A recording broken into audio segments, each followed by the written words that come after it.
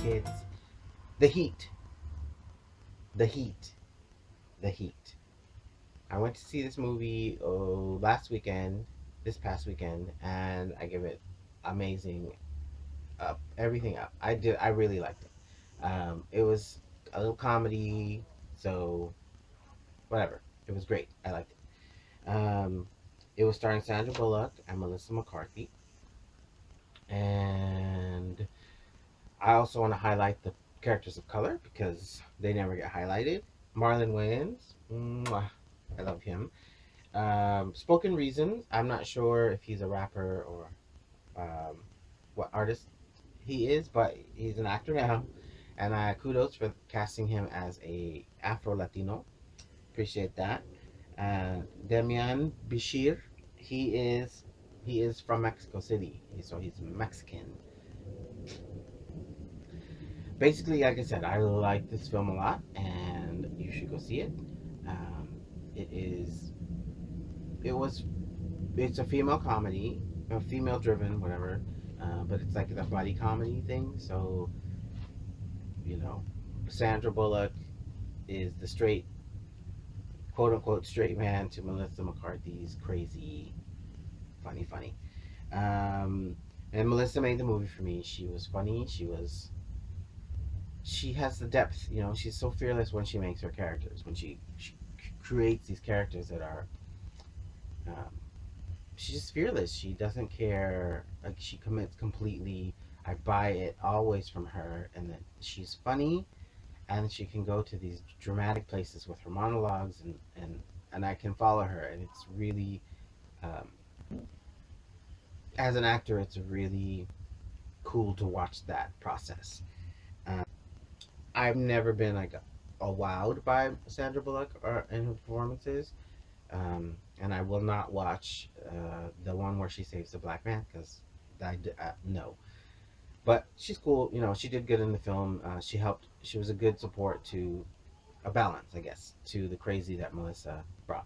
And there's always this. It's a tired cliche, but there's it's a contrast between how men are portrayed who are career obsessed, and how women are portrayed in film when they are career obsessed. There was a lot of misogyny in the film directed at the two women because they were women. Simply because they were women, they weren't good enough to do what these men are who are allegedly better could do. But those misogynistic scenes were only when the men were in the shot. When they weren't in the shot, then it was all about the two women, and it was funny, and their relationship developed over the film, and it was great. With the exception of Marlon Wayans, mwah, he was courteous and kind, and you know, he didn't treat them like less than just because they were women. So throughout the whole film, Sandra's trying to get a promotion. That's her big deal. She's really driven. She's really career focused.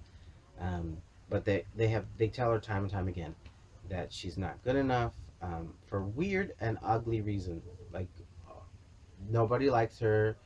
They think she's difficult to work with, and she's reckless. She's too cocky. All of the things that if she were a man, she would have been running shit by now. Which so that I hate that, and I don't know if they were trying to highlight that, but that is she was a good cop, so she should have been promoted, right? I mean, based on the merits of what she had done, but because she's trying to do this in a male-dominated field, which aren't they all? Then, of course, she met with all of this bullshit. In the scene, and I guess it's the pivotal scene where she's told that she can't get the promotion because of what has happened or what she's done or what she hasn't done. Uh, she has this breakdown, this emotional breakdown, which I don't think a man in any film who has been told he can't get the promotion has this sort of breakdown. It doesn't happen. For a man, it would be he would just beat somebody up, shoot somebody, stab somebody, kill somebody in general, and be done with it. But that's not how they wrote her, and she has this breakdown, which does lead to the scene where she has with the bar scene where she lets loose, and you know it's funny, haha.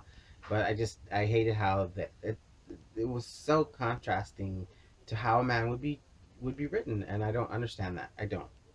But I'm a dude, so whatever. The other thing I appreciated about Melissa McCarthy's character is that she is written as a very confident woman, um, and it's obvious that she's very, very sexually active, which I support 100%. She was confident.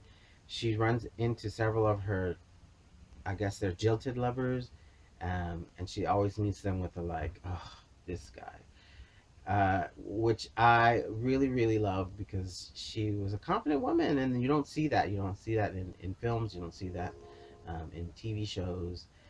So I'm glad that she, despite her size, which is a big no for women in the real world and in Hollywood, she was able to come across as confident and having had several sexual partners in the film, um, and she had control over that. She wasn't like, it was the flip side. It was like this is what a man character would do, and she was empowering. She was empowered, and she was strong, and she was confident, um, and that is what really, really I appreciated a lot about her character.